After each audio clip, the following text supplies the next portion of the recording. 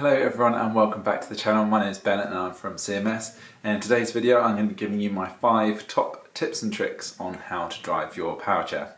This could be handy for someone who's a first time user getting into power chair for the very first time, or indeed an existing user. Out of the 5, hopefully there is at least one that you'll be able to benefit from. So here we go. Okay, so tip on trick number 1 is hold your controller at the base of the joystick. Typically, most people will hold the joystick at the top with their thumb and finger. What you'll find in that situation is that it will be extremely top heavy, which means that every action and input you put in will be over exaggerated, meaning that you'll have less control over the chair.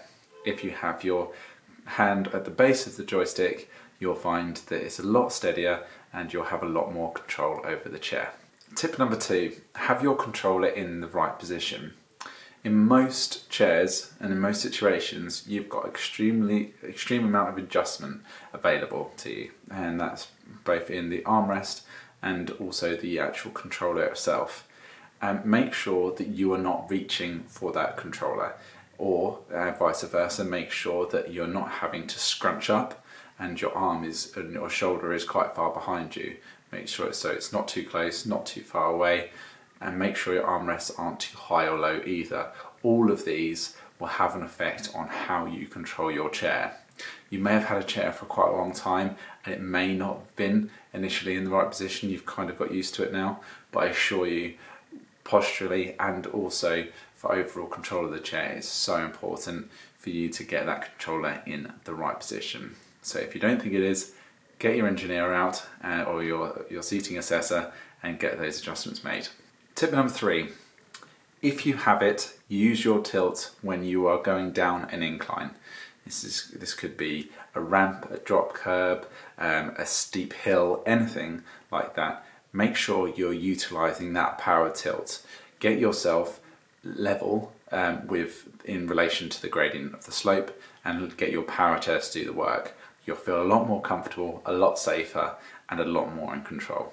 Tip number 4, don't overcompensate your inputs. Typically, and what I find with most of my clients, is that it happens when you're going through a tighter space. So when you're going through a doorway, or in between cars, or close to a wall, or on a footpath, the actions and the inputs seem to get greater purely because a little bit of panic and awareness sets in.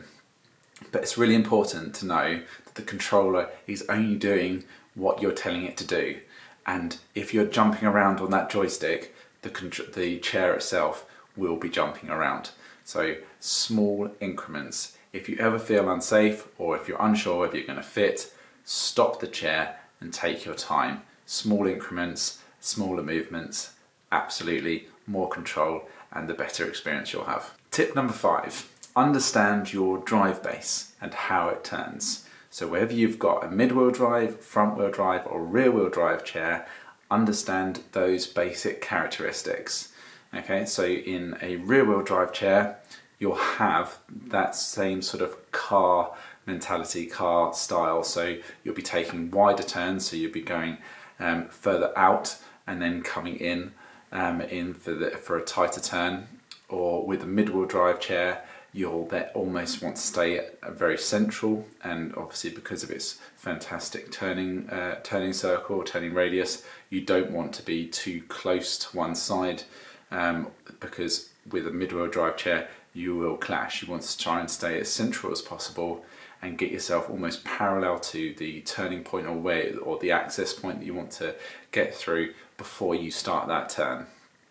And then with a front-wheel drive chair, you've got to remember that you've got quite a bit behind you. So you've almost got a tail to consider. So you want to be pointing into that corner and making sure that the rest of the chair, when it starts that turn, isn't going to clash with anything. So best thing to do before tackling those tight situations, get yourself into a large space, practice those turns, practice those maneuvers, and truly understand how your chair is going to operate in those situations. Okay, there you go. There are my 5 top tips and tricks on how to drive your Powerchair, please give them a go and let me know how you get on, either by leaving a comment in the comment section below, or you can follow the link to the website and you can send me a message directly, and that will be in the description. Hopefully some of them will come in handy, hopefully some of them you haven't thought about before or haven't tried before, but either way, let me know how you get on. Please subscribe to the channel if you haven't already, and of course like the video if you have indeed liked it. Apart from that, thank you very much, and I'll hopefully speak to you soon.